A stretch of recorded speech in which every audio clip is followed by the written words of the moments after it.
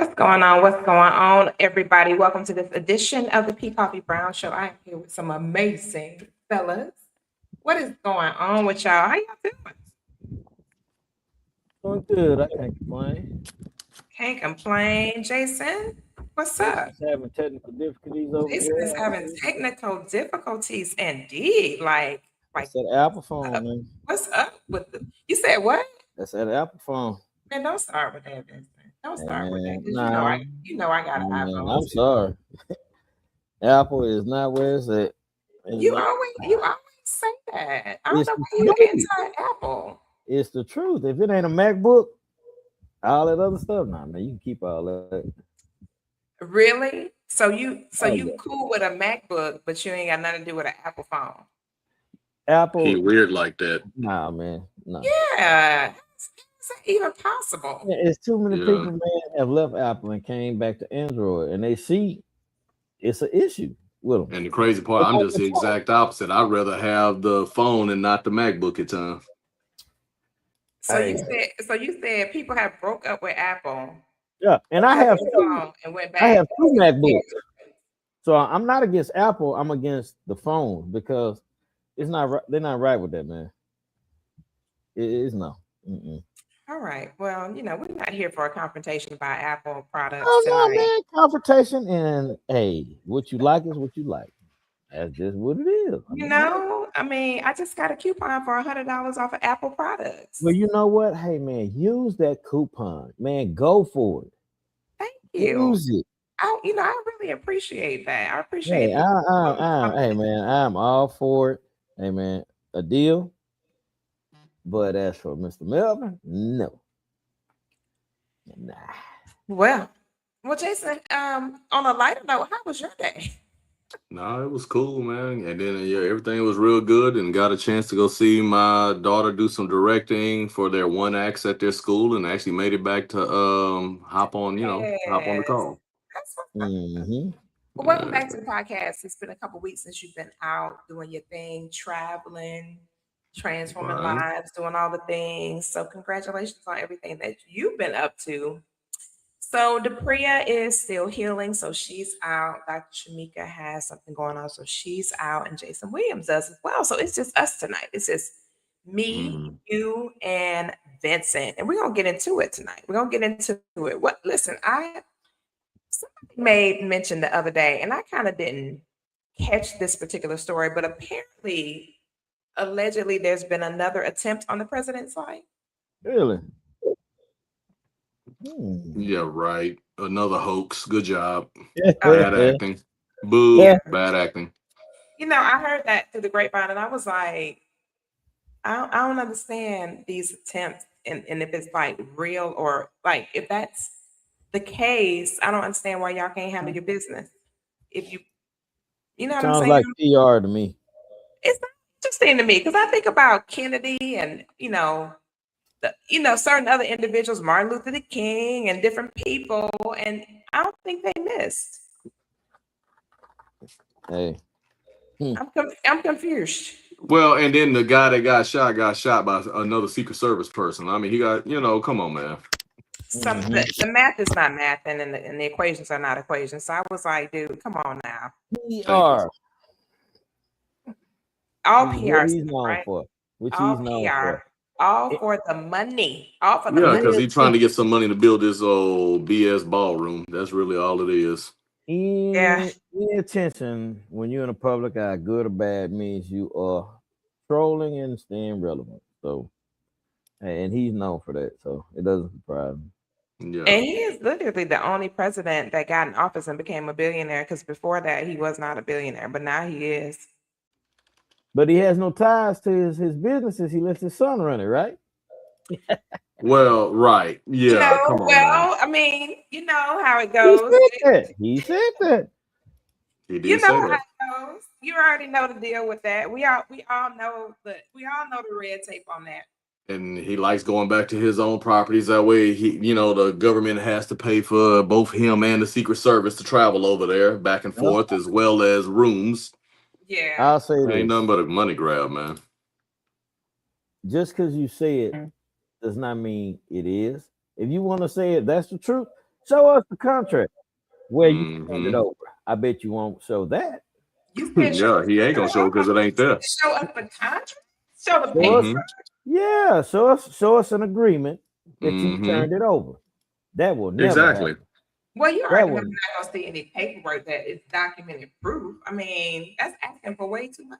So Then guess again, what? it took what over his whole first term just to even see the tax documents. Yeah. So ask yourself this: if there's no proof, there's no black and white, there's no video. It's called hearsay.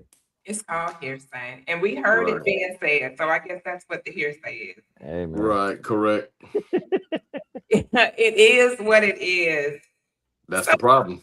you know, facts. That's the whole fact. That's the truth. That's the Mhm. truth and facts. You know, so we're gonna get into this. We started last week. Everybody, welcome in. As you're coming in, share the podcast with somebody. And if you miss the show here, you can catch us on Roku TV under the Gift Network. All right, under the Gift Network. So if you missed the show, and you want to catch up with all of our episodes, you can catch us on Roku television, all right, under the Gift Network. So tonight, this is interesting. We were talking about last week about DNA and money, basically talking Mm-hmm. about how certain exposures that we've had in our yesteryears, especially in our formative years from 0 to 7, how they have impacted our fiscal life. You know, Mm-hmm. it got me so stirred up last week that I literally am going to do a case study. I set up this interesting program with AI, and I'll share it. I'll share it with a group of people because I want to do some beta testing on it. To where you know how we take all of these different emotional intelligence, all these other different intelligences, if you will, for lack of a word I just created, but I've never seen a fiscal intelligence blueprint. Mm-hmm. So I already registered the trademark and everything. So I'm going to be working on that. I might have you guys to be a part of the case study on that because this is going to be interesting to see what our actual fiscal tolerance is, our fiscal tendencies, our fiscal personality, all those things. I think a lot of people just don't have enough real data to determine why they respond the way they respond or why they do the way they do with their assets or liabilities for some, you know? But it's like the person that would somebody give you $20,000 and say, "Well, what would you do if I gave you $20,000?" And one person would say, "Oh, I would go get me another car. I've been wanting to get a car for a while." Mm-hmm. Else would say, "Oh man, stocks, baby. I would be man. I'd take every dime and throw it in the stock market." So it just depends on the person, but what personality would drive a person to go get something depreciated? You know what's going on with that kind of person? Immediately, that's your thought. Somebody gives you $20,000, you go do a depreciating asset and take Well, really not an asset because it's depreciating. You know what I mean? So it's kind of like what drives a person to go immediately into that route, and then on the other side of the coin, what drives the other person to go to immediately saying, "I'm going to invest this." So we're gonna talk about that. I'm gonna break it down a little bit more than that. So DNA is not destiny, but it may be data. Maybe data. Genetic tendencies may influence tolerance and risk aversion. Dopamine relates to reward seeking. We all know that. Serotonin, serotonin relates to emotional regulation, and awareness allows better decisions. DNA may influence tendencies, but decisions actually will be the determining factor in the outcomes. So let me ask you, do you guys think that DNA has anything to do with a person's proclivities and how they actually respond to resources? DNA probably not so much, but definitely upbringing and past traumas. And what I mean by the past traumas is that our particular, I can't speak on everybody else's culture, but I can speak on ours.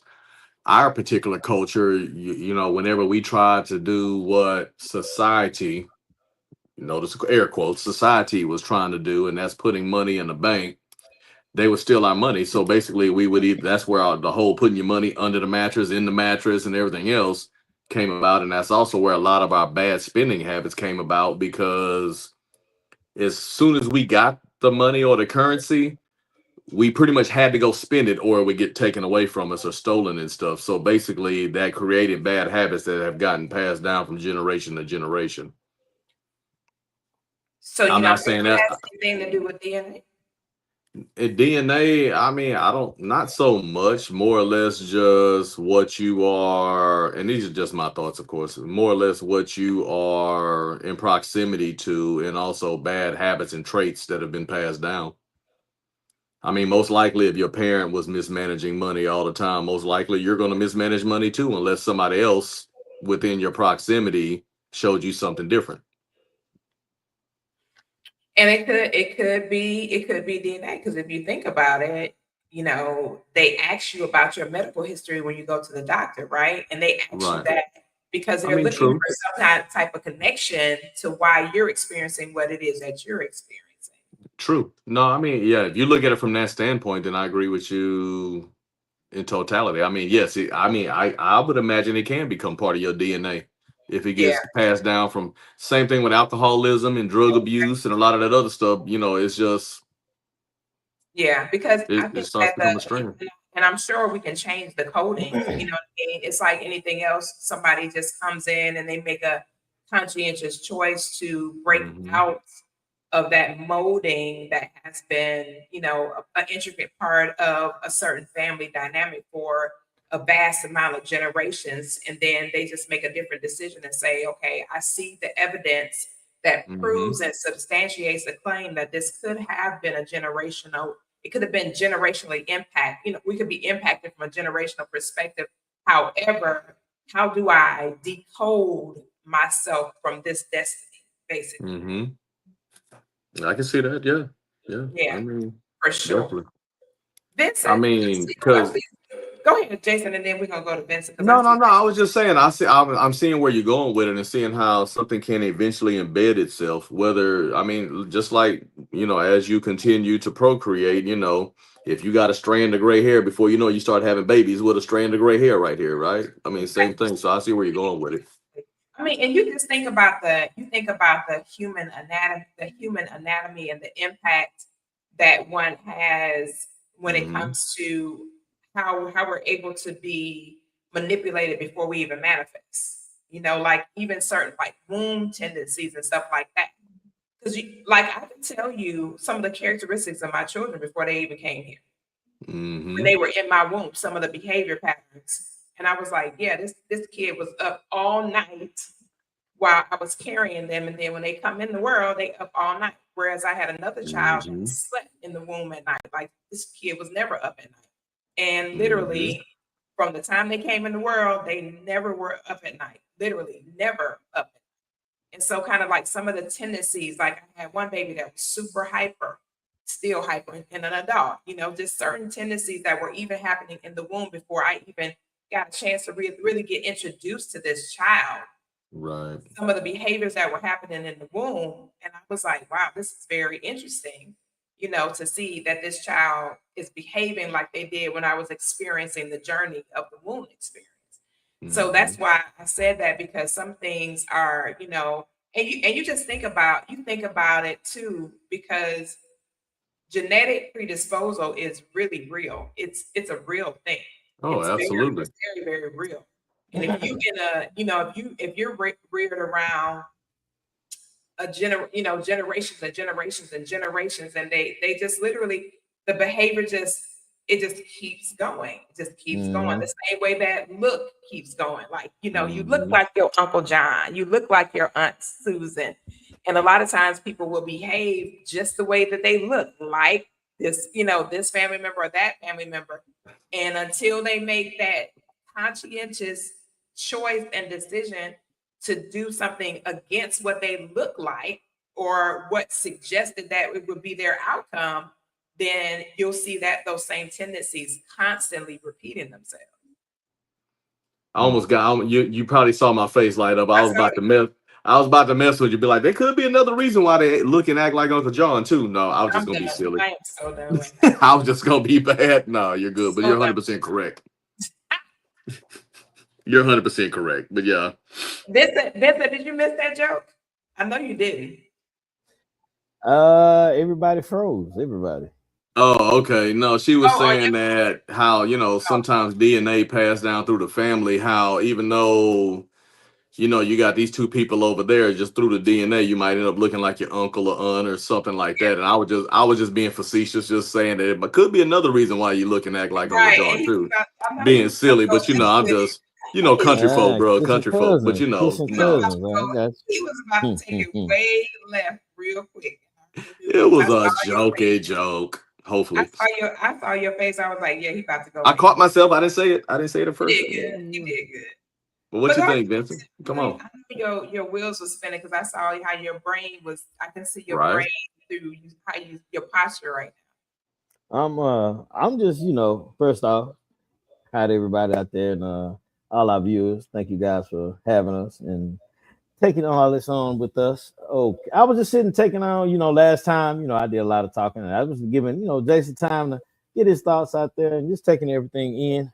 But after, listening to some of the things we talked about from the previous show, and then now, I thought about some things. And one of those things is, and I'm a firm believer of this, DNA is a ground or a foundation for behavior principles and that who you are, and Mhm. environmental things from the things your parents went through, like you said, in the womb, the things you go through, and then just surroundings has an effect on how you process stuff. now. You like we was talking about last time. You have certain gifts that were passed down through your bloodline. Yeah. Right. Certain genetic traits will make, like, your immune system may be top tier, whereas somebody else's immune system is not as good. That's Yeah. not their fault. That was a genetic, thing that Mhm. was passed down. Right. So those behaviors and ability to process between your genetics and the environmental influences, it plays a big part on your decision making things. Yeah. A major factor, man. And some people, and you have people that judge people because of where they come from, that their potential is not as good as someone who is of a different lineage. And that's not true. It's the only thing is that person has the resources and the time somebody took out for them, because a lot of we talked about this once before, Coffee. Within our culture, I can't speak for everyone else. Money is not a big conversation and training in a lot of our families. Very Right. true. I mean, it's, if you had to put a number with it, the number would be very low. But then you have those who aspire to get past that boundary or wall, like, you so to speak, where people look at you, okay, you are, and they place you in a category. Okay, your DNA says you this, you that. No, it does not. It doesn't. So if I had to take one factor into consideration, I say the environmental plays more than the DNA. I would think so too, but Just think, I do okay, agree that it can become a part yeah. of who you are. I mean, I can't deny that either, right? hmm But Yeah. I can't say this. DNA does help in a lot of other areas with certain things. Yeah. You See, know, sir. Hey, it's with cooking. You get top tier ingredients. Guess what, man? The chances of your dish coming out fantastic is high. But here's the thing: environmental influences. Meaning, what did you see growing up in your house? Did your parents cook? Do you have a knack for this? A lot of that plays a big role in that, man. So, at the end of the day, exposure, like we were talking about last time, Coffee, is Mhm. very important. And I think if with that, I think the exposure has a tendency to overshadow the DNA aspect of it. And for that, man, it's just what you're born with, and that's having the heart and the drive to do it. Yeah. Because it's plenty of us have overcome DNA limitations, so to speak. Right. So, that's just my thoughts, and I was thinking about that. Like, it's amazing, man, because of how you look or how you speak or where you come from. How Exactly. people will easily put a boundary or a limiter on who you are. Mm-hmm. That's why I try my best to go 120% in everything that I do. Please do not judge me or underestimate me. And then Jason brought up something about the family. So this is another thing too to think about: the family financial imprint. Did your family discuss money openly? Were you taught investing or only survival? Was money tied to stress or stability? Did you see Mm-hmm. ownership model?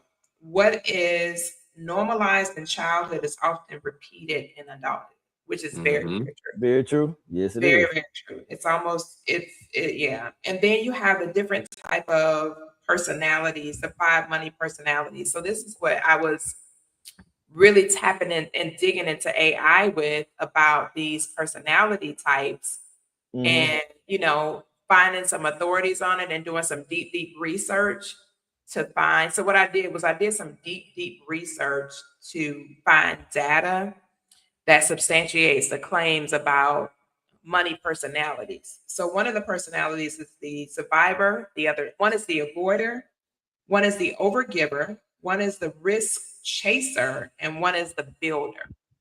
Okay.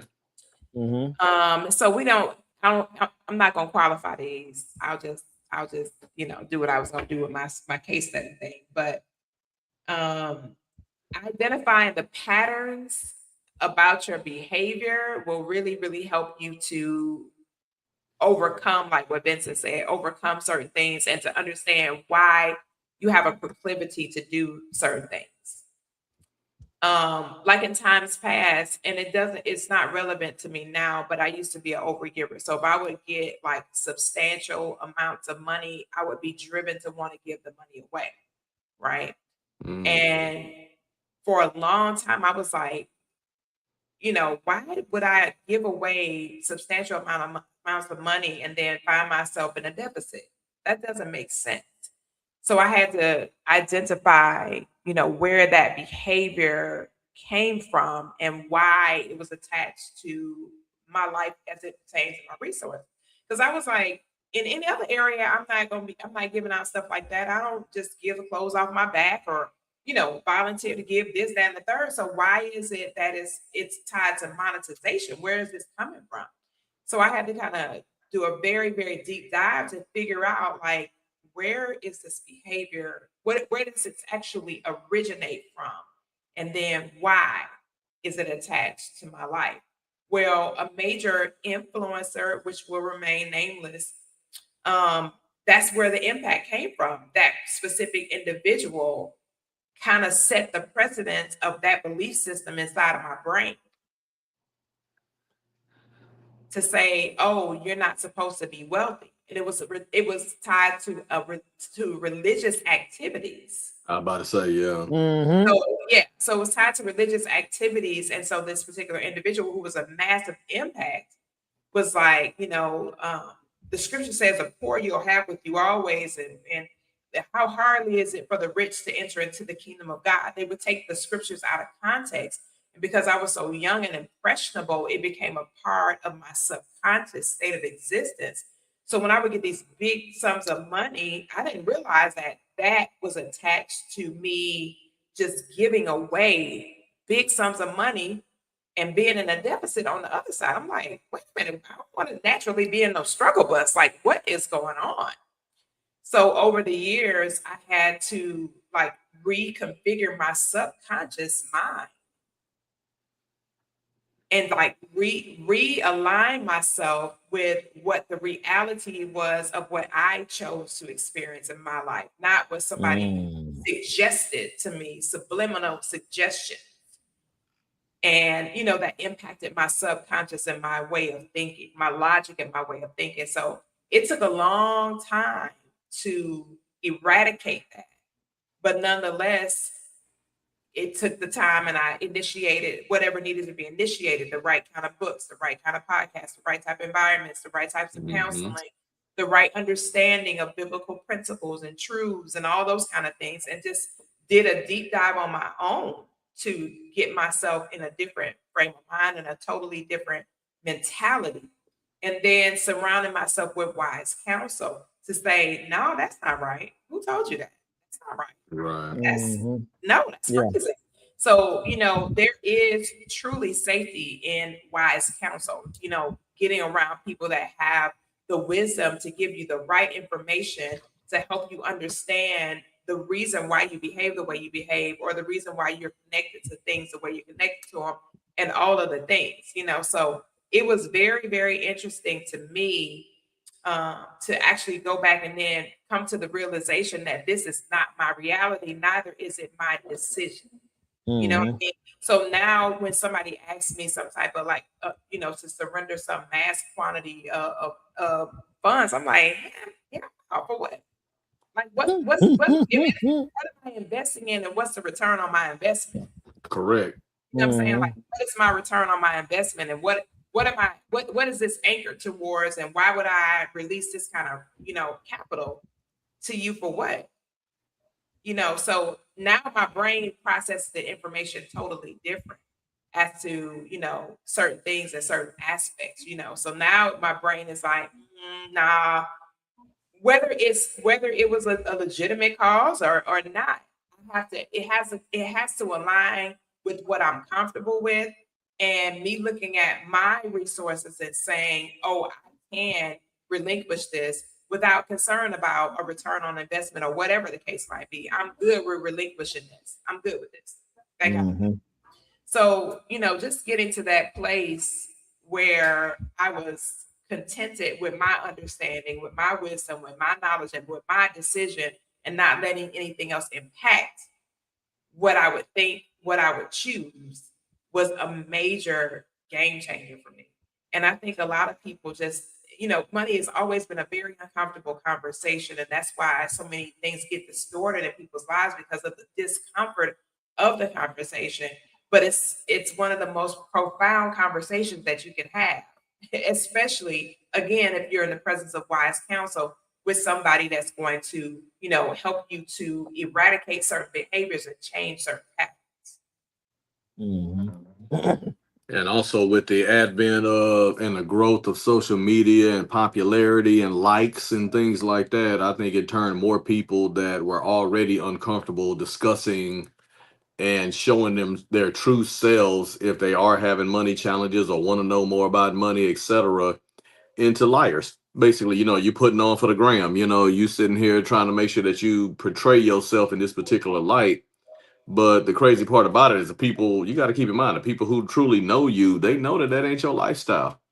Exactly. You know what I'm saying? So, I mean, you're influencing other people to go down these same bad habits, other than coming online and saying, hey, are you having money challenges? Maybe let's talk about some things and let's see if maybe we can figure some stuff out. But no, you want to have all Mm-hmm. the glitz and glam and everything else when as soon as you turn that camera off, you're gonna You go back to your blow up mattress on the floor, you know what I'm right, saying, or right, whatever. You got that one room that you always seem to be in, when you Mm-hmm. stunting, but as soon as you turn that camera off, you back over here with your mattress on the floor, and the only clothes that are flashy are the only ones that they ever see you in. They don't see you when you got the holy t-shirt on, right. trying to walk around and stuff. But I you know think what we it, just need to it be real, reminds man. We got to make ourselves uncomfortable. you know what it reminds me of? It reminds me of you remember in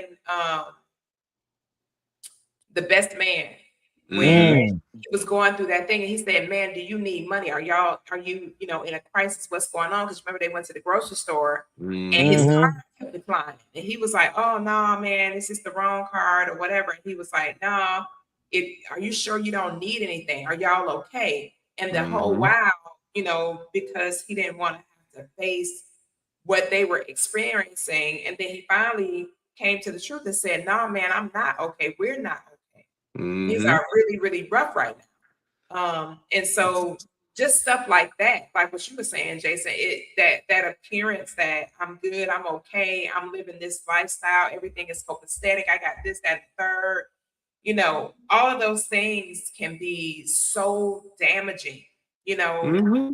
when the bigger picture is like you said, that a person is just they're barely living, but they gotta have all these external things to prove their value and their worth, and I got to show you that I got this. I got to prove to you that I got that. Mm-hmm. Even me, I'm gonna tell you, I struggled. I'll be really honest with y'all, full transparency. And Jason knows about this, we had a candid conversation about when my vehicle got totaled. Mm-hmm. I was getting ready. I was like, man, I was not interested in having a car paint. Okay, period. So in my mind's eye, I was like, I can go get me whatever, whatever, whatever. And I had a certain amount of capital that I wanted to use or whatever. And Jason was like, that ain't gonna work, Coffee, because when you go get that particular, vehicle, you're gonna have to come out of your pocket with some money. There's not gonna be a way for you to get that vehicle and not have to come out of pocket with money. You're gonna have to Mm-hmm. finance it or something. And I was like, well, Mm-hmm. this amount of money. He was like, yeah, but the market has changed drastically. You're not gonna get what you think with that amount of money. And it wasn't nothing to sneeze at. It wasn't no little bitty amount of money, believe me. But Jason was like, the market is totally different. So as I started doing a deep dive and doing research, and I kind of like really saw what my options were, I was like, I don't want to be seen in nothing like this in my head, right? And I'm trying to process it in my brain. But all the while, my rich self was like, I don't give, if it's running, run, and And it's you not can get where you damaged, gotta go. you get where you get. My rich self was like, I don't give a rat's booty about Mm-hmm. that. But the other side, the side that wanted to be seen and viewed as okay because I drive this, that, or the third, was like, no, I don't want to be seen with that, and da da da da. And somebody gonna say something, and then people would make little comments like, oh, how do you like having a smaller vehicle compared to your bigger vehicle, and yada yada yada. Somebody literally said that to me, right? So as I was processing through that, I thought to myself, at the end of the day, I don't have debt attached to my vehicle. That part. I don't have no debt attached to it. I got a quality vehicle. It's not old or nothing. Okay. It's a nice vehicle. It's good quality, all of the things. Yep. I don't have to pay an arm and a leg of maintenance or nothing like that. So I had to become unattached to all of that stuff, that all that coding and all that, Yep. mindset and all that kind of stuff, and just kind of switch my whole thinking to say, girl, bye. It is not that serious. Yep. You got to relinquish this crap because this has nothing to do with wealth. It has nothing to do with wealth, whatever, whatsoever. This doesn't. You can't be. You can't have this as a part of your identity to say, oh, I'm this and that because I drive this and that. That has nothing to do with your character. That has nothing to do with who you are as an individual. That has nothing to do with where you headed in life. Nothing. Come on. Then Talk I about it. actually started thinking about that book, Jason, the Millionaire Next Door. Yep. Check Remember the this first out, Koffe. I'm glad you said that. Remember the first Let's time I just was exposed to that book? The guy that in that book literally drove a Toyota. He was a Mm-hmm. multi-millionaire. He lives in a very humble home. He and his family. He never bought anything flashy. He wasn't interested in that. And this guy was affluent, like he had a ton of money, but he didn't want it to be worn on his body or driven. He wasn't willing to Yep. drive nothing like that. So he was like, I'm not interested in that. The Camry runs just fine. and you gotta I got a ask yourself, 13-year-old man. car, a 20-year-old truck, and another 30-something, about a 30-something year old, whatever, the other car, right at 30 years old. I'm doing well. All my kids got cars. My wife got a car. I ain't trying to be flashy for nobody. Could I Yeah. sell some of that stuff and go buy a Benz? Yeah. Or a Bentley or whatever else? Honestly, yeah. But what does that mean? Yeah. My It don't thing, mean man, nothing. I rather look casual and normal, but my pocket is super heavy. Super heavy. Like, and I and Five, six me and times. Jason talk about this all the time. And where you invest your money, that's where your priorities is. Yep, Mm-hmm. that's I'd very rather true. live modest, and Jason will know what I'm talking about this coffee too. I'd rather live modest, but I got two addresses, maybe three. Mm-hmm. So it's where you put your money, and that's what some of that thinking, especially within our culture, you gauge a person well off what they sit behind and drive. I don't understand that. Yeah, And we pretty much, if I had to say amongst all the cultures, we value that the most. Being honest. yeah. Mm-hmm. Well, I how you mean, trying to talk to me about money and look what you're driving? Oh wow, really? That's not a reflection of the money that I have. That's just telling you that my car is not my only, and I'm a car person. That's the crazy part about it. right, Mm-hmm. big My time car is corporation. not my whole identity. Yeah, But when I show up in that business suit and you wonder why it's tailored a certain way, even though I may not have on a bunch of jewelry while I'm smelling nice, I got a decent haircut. It may not be the flashiest. I may not go every week and get my haircut. But the thing is, I'm nice, I'm clean, and everything. Now we sit down and we start talking about investments and 401ks, and all of a sudden you get silent because all your Mm-hmm. money is in your pocket. Yep. yeah, yeah, Mine yeah. And requires me to have to make a couple phone calls and move some things around, and then I can just go write a check. Yeah. Yours, right, as soon as it comes out of your pocket, that's it. that's it. Yeah, It's the yeah. difference between we talked about this And that's not stunting being saying rich that. It's and just, being I mean, wealthy. it's just a mindset. But that has to be those. That's herein lies the conversations of the DNA, Mm-hmm. the impact of the DNA. Like Correct. Mm-hmm. this lady said to me yesterday. We were getting ready to go to this meeting with a client of ours, and she was like, "You always look so well put together. Even your nails match your outfit or whatever, There right?" you go. And I was Yep. like, I'm outside. I should look well put together. But the totality of everything that I was wearing probably was maybe $60 of the whole shebang, right? Ain't that And Mm-hmm. something? yeah, so I was like, you don't have to. And I'm gonna tell y'all why I learned this. When my house burnt to the ground and we lost every freaking thing tangible, everything, and had to walk away and start completely over with nothing Yep. at all. Come Mm-hmm. on. Listen, when I tell you the detachment from stuff and things, it's two things that can happen to you when that happens.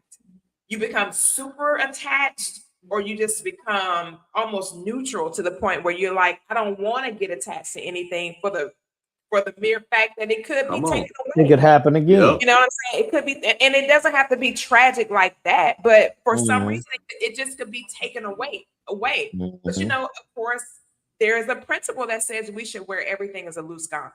We should not be Mm-hmm. attached to anything, and it's very very true. Like you know, I think it's a matter of perspective, it's a matter of growth, it's a matter of learning, it's a matter of understanding, it's a matter of being open to somebody, helping you to get a better understanding of why you think like this or why you make Mm-hmm. these type of decisions to help you to really, really plug in and disconnect from what you believe to be true versus what Mm-hmm. really is the truth. You know what I mean? So a lot of times all these different energies, all these different exposures, sometimes you just have to literally isolate yourself from all that stuff Mm-hmm. just to connect with you. You know what I mean? Yeah. Just to get connected with you and just say, let me tap into, let me study this, let me study these principles, let me study some books. Um, a friend of mine, Danny Pacheco, this man is extremely affluent, extremely affluent. He and I crossed paths a few years ago. He sent me two books. Like this was the gifts. He said, I want to gift you with some, I want to send something to you, right? And in my brain, I was like, I know this is getting ready to be good, whatever he said. This is what I was thinking in my mind, whatever it is. He said, I'm sending you two books, right? Mm-hmm. And one of them was driven by spiritual data, and the other one was driven by natural data. And both of the books made a huge impact on me as far as my thinking was concerned. And I was telling my brother, I said, man, this guy gave me these books. This man is like the man is like a 9-figure income, like seriously, like he's very affluent. And my brother was like, I said, he gave me 2 books. He said, that right there is wealth. That's more powerful than any stuff or thing somebody can give you. He said, and the fact that you sat down and you read the books, it says a lot about who you are. Because a lot of people would have got those books and they would have set them on a shelf somewhere and would have never picked them up. Would have never picked them up. Would have never read them. So, like one of the books right now, I read it from cover to cover now. I'm rereading it from cover to cover because the book is just that impactful. But, somebody else would have been like, oh man, that's all you got? Books? Mm. You know the impact of a book? Do you Thank understand the impact of what a book can do for your life? Come on. The impact can be absolutely invaluable. Some of the things that's why they always say if you really want to if you really want to hide information from somebody, put it inside of a book. And it's a very true statement. It's a very small percentage of people that actually ingest books, outside of traditional education or forced education. They don't ever even consider it. And it's very, very, like the percentage is so small, it's scary. Mm-hmm. But it is what it is. You know what, Hey, Koffe? you It's said good something. you said Go that. ahead, Vincent. I'm sorry. No, you go ahead, Jay. No, I was gonna say you said something very profound, and it kind of went back to what I was saying earlier when you was talking about people moving the way that they move. You was like that fear of losing Yeah. again. Yeah. That has to deal with what I was talking about earlier with the passing down of how we handle money a lot of times in our culture, because it was always that fear, like if I don't do something with it right now, I won't be able to enjoy it. Right. And they go out and they spend the money. The bad thing is that what they're spending money on is not something that's a growing asset. A lot of times it's just material items to look like you have something, but it doesn't build the person that's inside of you. Jay, you was just in my head with what I was exactly going to say. You have a lot of people who have resources, but here's the thing: you didn't develop an eye to think outside of the box to see what is of value and what is not. You have things that appear to be valuable, like you said, Jay, and then you have those that are of value. Right. That's why a lot of people pick the wrong people to be in relationships with. You looking at superficial stuff instead of looking at core values, principles. Come What on. are they built and made of? And that Come on. same thought process Yep. transfers over to wealth and things that you acquire. Mhm. You could look at 2 people like, man, I don't see how they work. But guess what? That quirkiness that you don't understand works for them. That's why I Come on say now. that thought process of the DNA aspect of what you're talking, this is past material wealth, because Yeah. there's no need to have resources and you have nothing to do with them. What's the old phrase? You could lead a horse to water, but you can't make him drink. Yeah. Man, I can give you all the wealth in the world. What you gonna do with it? Thank you. Right. That's why a lot of billionaires don't leave money to their kids. Because they all gonna do nothing but blow it. is blow it and spend it. Yeah. You're not gonna Because there's build no on value it. to them. Yeah. That's their mindset. And some of them, and this is just my thought process on just kind of looking at some of them, and it make you question. You have all this money, but you spent all your time making this money, but you didn't pour real, true wealth and knowledge and time into your kids. Once again, the apple does not fall far from the tree. Yeah, you have this money, but guess what? Now I see where your value system was. It wasn't on your family. It was on. And there has to be balance, though. Let's call a spade, because Yes. even like you mentioned with relationship, the reason why that's still one of the number one reasons why relationships are dissolved is because of resources. Yep. So we cannot negate the fact that if we partner with somebody, we need to be partnered with someone that's fiscally responsible. You know what I mean? So you don't want to just say, we don't want to go on one tangent and negate the other aspect of it to say it's got to be a balance, because but that's the thing. It's not A lot of people don't push the balance, Coffee. They Yeah. focus on the material, financial, resource aspect of it. That's why when you hear people conversating, they talk about it, it's never a balance. Mm-hmm. You'll hit a little snippet of, well, y'all gotta get along and communicate, and then you go on this whole tangent of investments and doing all this other stuff. Dude, it doesn't work like that. The fact that you can't talk outside of financial things sometimes shows that where your true value is. Mm-hmm. Something going on with your mic, Vincent, because every time you move, it gets muffled and Okay, it's probably sounds, it sounds, moving with me. yeah. Can you hear Oh, me he now? got his earpiece in his ears. Yeah, it's Yeah, rubbing up against that yeah, bird. Yeah, because it's distorting the sound every time. yeah. So it's and I hear that a lot of times, man. Like it's never a balance. Yeah. I'll give you a good example. Like you said, Trump he didn't become a billionaire until he became president.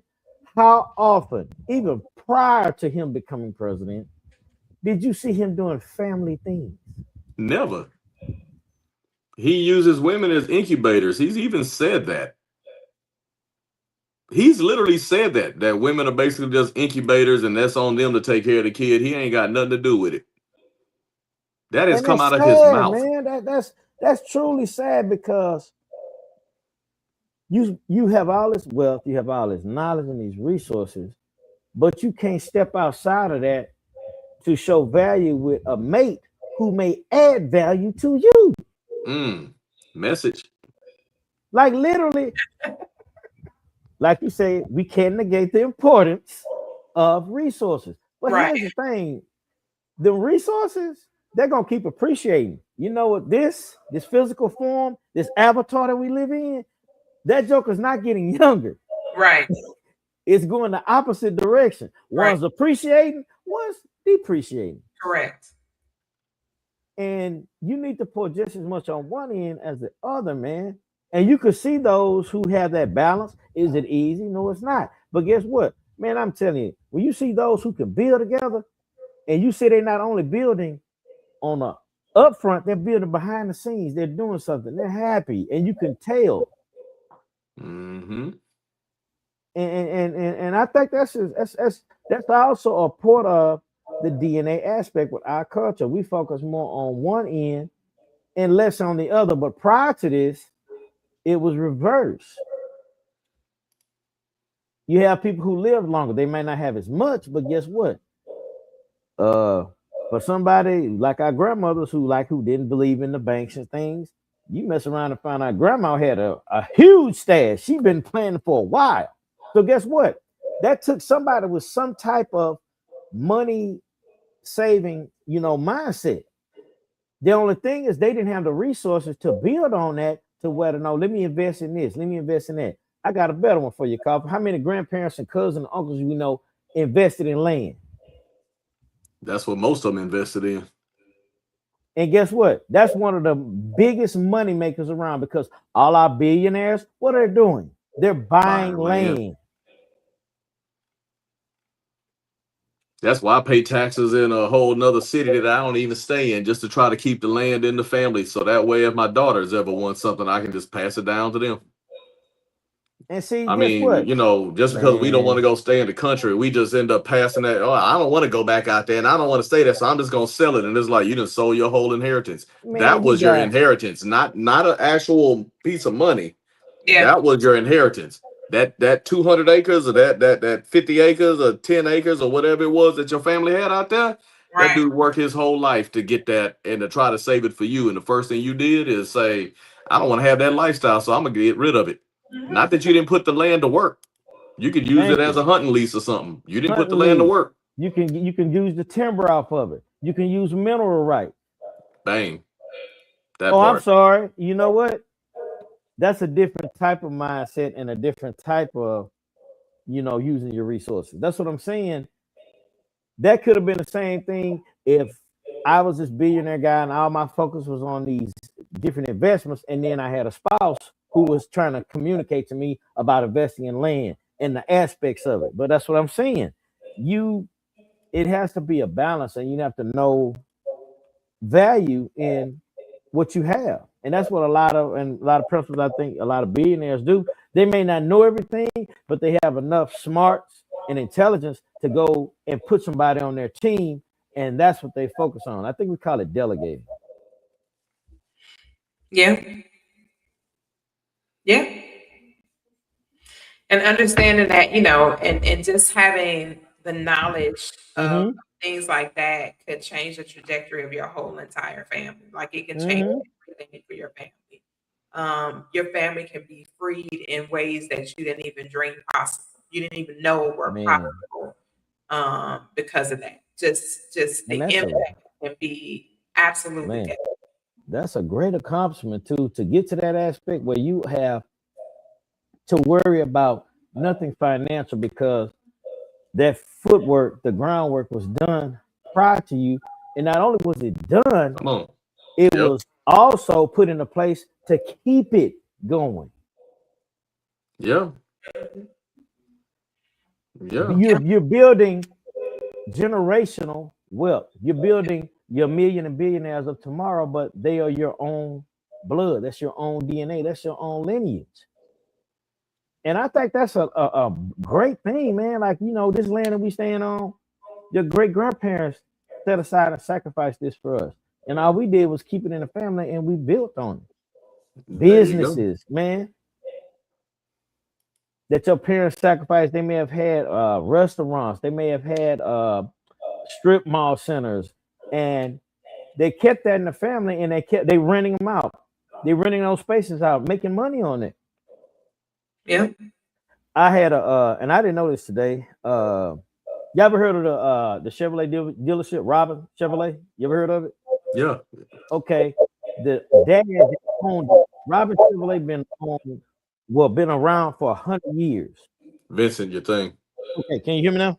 Yeah, there you go. Robin Chevrolet has been around for 100 years. Now that the dad is gone, he gave it to his son. His son is almost 7, and he's still running it. But he put that into place so it can keep. It's a machine. It keeps working itself. Hmm. Yep. Facts. And so that's why I say I think knowledge is the starting point for wealth or moving toward being wealthy. Right. It's gonna move you to being rich if you know what to look for. All facts. All facts. I love that, and it's just something to really think about, to contemplate, to really think about, and to really hone in on. What am I really teaching my family? What am I really teaching?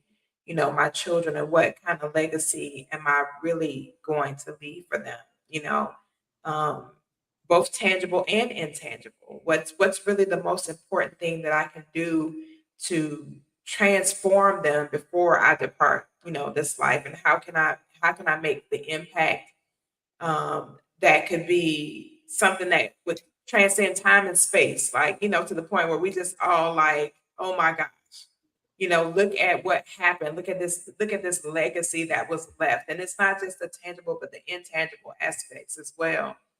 And I think that's just something that we all should think about, like what intangible aspects can I leave so that my name will resonate long after I'm gone. What intangible characteristics and traits and morals and ethics and ideas and all of those different things can I leave that would inherently impact as many generations that will walk the face of this planet after I leave it, you know, and make that the important conversations, make that those candid conversations that are had around the kitchen table, and then the intangible things like the recipes from, what your mama used to cook and what your grandmama used to cook, and your big mama and your grandpa and all that kind of stuff. Those kind of things are priceless commodities. Those are totally priceless. You can't put a price on that. I was asking my mom about something my grandmother used to make when we were children. And my mother was like, your grandmother never gave us the recipes. And then, my mom lost a lot of the recipes that she had over the years. And she was like, You know what? I never thought about writing it down because she had it in this little box. She would take index cards and she would literally handwrite all these different recipes on these index cards. And then, as time progressed and we moved and things like that, she misplaced that box. And that box had crazy great recipes in it that my mom used to literally, and it was so cool to watch her pull the recipe out. You will see like flour residue on there and just different stuff from her having that same little index card over the years, using that same index card. We're like, Mom, don't you want to write it on the new one? She's like, no, because if I write on the new one, I might, because she would take little notes, like, if it was something that needed to be adjusted with the recipe, she put a little side note on there. But that's the signs of a true chef, right? They have these little quirks that happen with them. But those things like that are priceless. Those things are invaluable. Some of the recipes are like ingrained in my brain to where I can recreate that same thing right now. And I haven't seen the recipe in many, many years, but I remember it like it's right in my mind.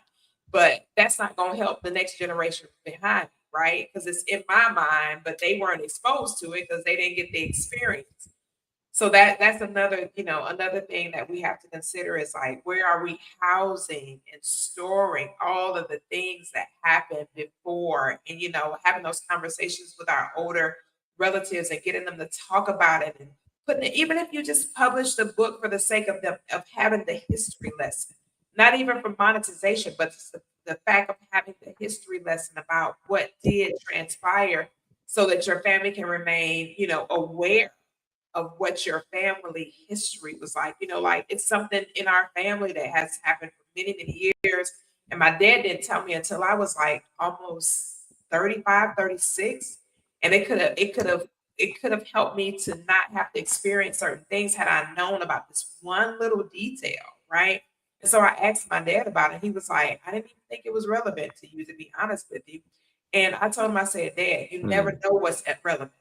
You never ever know what's relevant. Just because a kid doesn't speak on something doesn't mean it's not relevant. True. Yeah. Because sometimes your children just won't say anything. Very true. They literally will be having this stuff going on in their lives and they won't make you aware of it. They just live with it and deal with it, but they don't make you aware of it. But if you speak up and say, hey, our family has a proclivity for this to happen or that to happen, I'm not suggesting that it's going to happen to you. I just want to make you aware so that you can govern yourself accordingly and you can be knowledgeable about this thing that has been going on for years and years and years. I want to make sure you're just fully aware so you can make a cognitive choice and a decision, if you want this to be a part of your blueprint. Yeah, for sure. That's powerful. Yeah, yeah. Well, our time is up. We've been in the saddle for an hour already. That was fantastic, y'all. That was a great conversation. The snap claps for real. That was really a great conversation. I love the fact that, our dialogues are about bringing awareness to the community at large and making sure that we have a clear understanding, of the world and the world that we live in, that the world that we're choosing to create. And I'm just excited and grateful that my homeboys were in the building on tonight. Always a pleasure and an honor to be in the same space with these amazing, amazing leaders. Get to know them, follow them on social media, DM them, ask them some questions. These are solid guys, family men, with great, great information that could literally add value to you. Hit them up, tell them about your podcast, have them on as guests for sure, so they can continue to share their message. And the things that they have, they're authors, they're best-selling authors. They have a lot of value that they can offer. So inbox them, get to know them, connect with them, and all of the things. With that being said, thank you guys for tuning in and tapping in. We appreciate you. Without you guys, there is no us. So hit us up and be back next time for another edition of the P. Koffe Brown Show. Until then, remember, don't just love you, love them. Love somebody else and add value where you can. Grace and peace. And we'll see you guys next time for another edition of the P. Koffe Brown Show.